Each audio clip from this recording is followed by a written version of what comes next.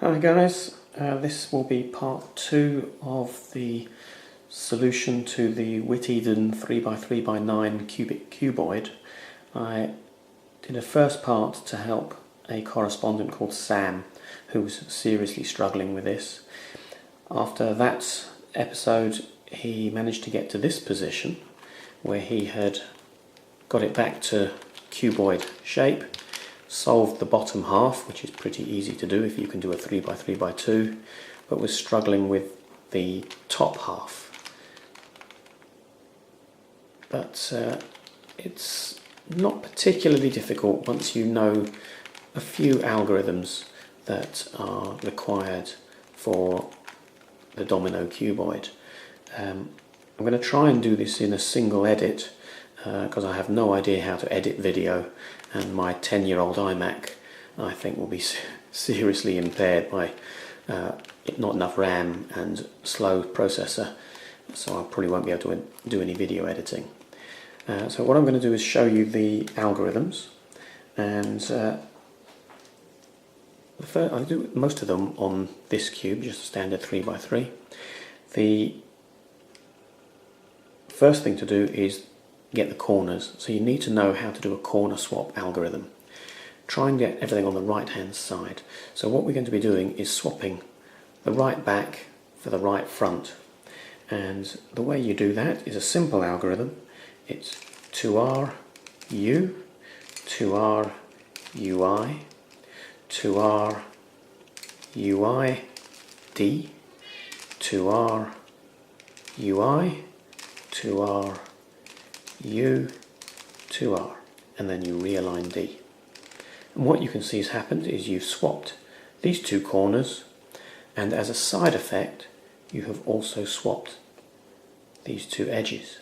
And that's one reason why we always do the corners first with a domino cuboid, because you're always going to affect the edges. So if you solve the edges first, you're going to end up getting them out of position when you move the corners. So I'm going to put that back. 2R U, 2R UI, 2R UI D, 2R UI, 2R U, 2R, and realign with the D. Okay, so that's the corner algorithm, and that's fairly straightforward. The next one is even more straightforward. We're moving on to edge algorithms to swap opposite edges. 2R, 2U, 2R, 2U, 2R, 2U. Swapped these two edges. It has a side effect. It swaps these two edges as well. The rule of the cube is that you cannot swap just two pieces. There has to be an effect on a third piece at least. 2R, 2U, 2R, 2U, 2R, 2U. Swaps those back and also swaps those back. Then the other one that you need to do is an adjacent corner swap, and this always happens at the up front and the upright. We're going to go for 2R U, 2R U, 2R 2U, 2R 2U, 2R U, 2R UI, 2R. Sounds horrendous, but it's actually quite easy to remember. Those two are swapped, and again, as a side effect, these two are swapped. Very straightforward. If I decide, right, I'm going to swap these two back, it will swap these. 2R, 2U, 2R, 2U, 2R, 2U. And now we've got three things. There is an algorithm that allows you to do a 3-cycle of edges on the top face. I'll only show that if you really struggle and really need that. I very seldom use that algorithm. So I'm going to do an adjacent edge swap. 2R U, 2R U, 2R 2U, 2R 2U, 2R U, 2R UI, 2R. Swap those. Now, what I don't want to do is do this, because then I'm going to end up swapping these two. So what I would do is I'd move my face, my top face, to have these in the right position whilst also having these ready to swap. 2RU, 2RU, 2R, 2U, 2R, 2U, 2R, U, 2R, UI, 2R. And then we can put that back.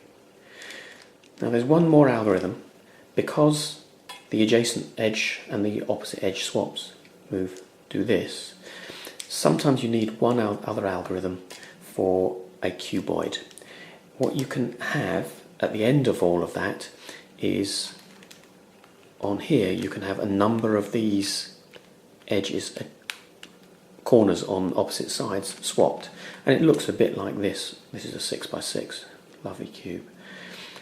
And what I use for this is Super Antonio Vivaldi's URF'd algorithm. So what you do is you have these two facing you, like that. And starting below, you do a 2U, a 2R, UR, a 2F, and then you do the U again, but this time you go again below and again above. And then it's the other way around. F, R, and as you can see, U. So that will get rid of any swaps here and here, and you can do it for a number. If I did it on here, so I did U, R, F, and then I do those, and then undo the F, R, U, then I've got these ones. So I can undo that.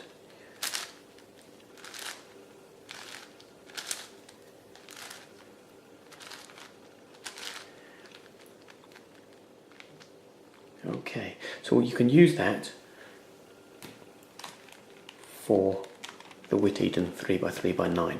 So having got the bottom half, so you've got the equator and then the bottom half all the way around completely done, you can try and do it all in one go in a lump, but I tend to do it layer by layer.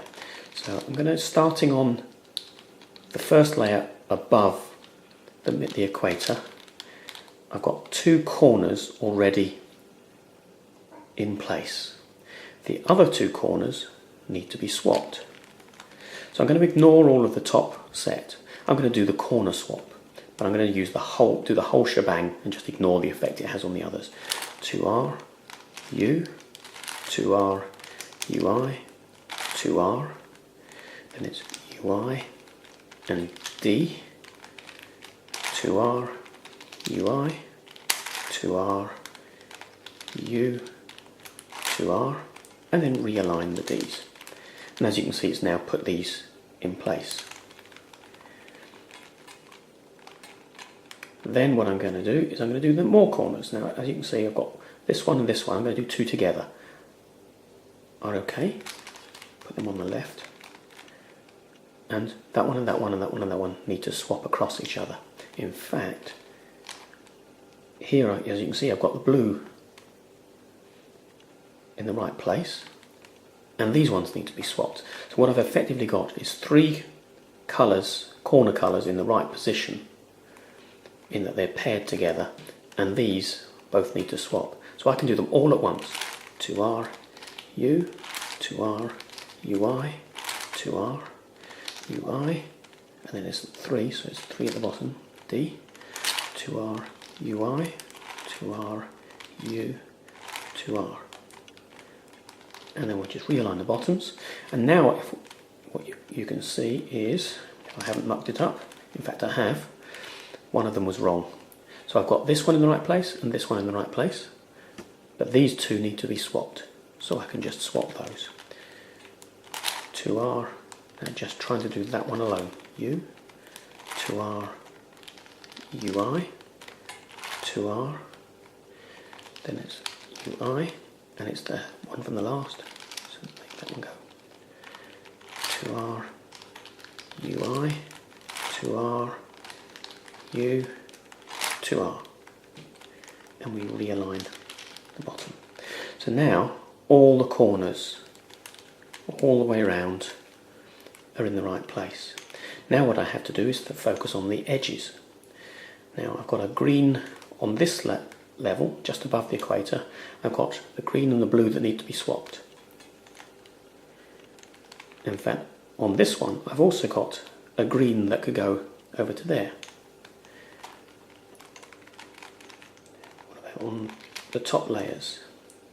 That blue's not going to be in the right place.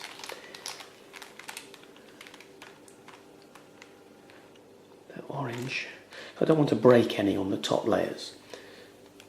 And it looks like I'm going to have to. So what I'm going to do is I'm going to focus on these two alone. So if I do the opposite edge swap, 2R, 2U, 2R, 2U, 2R. That's in the right place. As you can see, I've flipped this centerpiece. I'm going to put that off to the side. Now I'm going to have to always keep these on the right hand side now. Now this one is in the right place. So I'm going to now focus on the next layer up. Let's just see if there's any opposite swaps. Now that green's in the right place. So if I can do the blue and the orange, adjacent edge swap, at least put the blue in place. The orange will be in the wrong place, but it doesn't matter. Don't want to break these two. So I'm going to do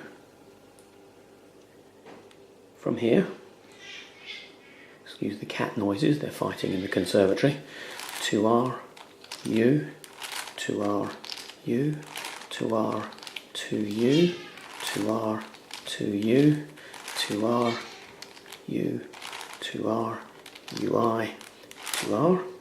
And now we've got these out of place and this one's back in place. Now you can see why I might have mentioned the URF'd algorithm, because you may be left at the end with this out of place. Now I've got these two opposite the third layer. The orange can go over there and the pink, so I can do an opposite edge swap. And the top's actually done, so I'm going to end up breaking something. So I'm going to do 2R, 2U, 2R, 2U, 2R. So that is now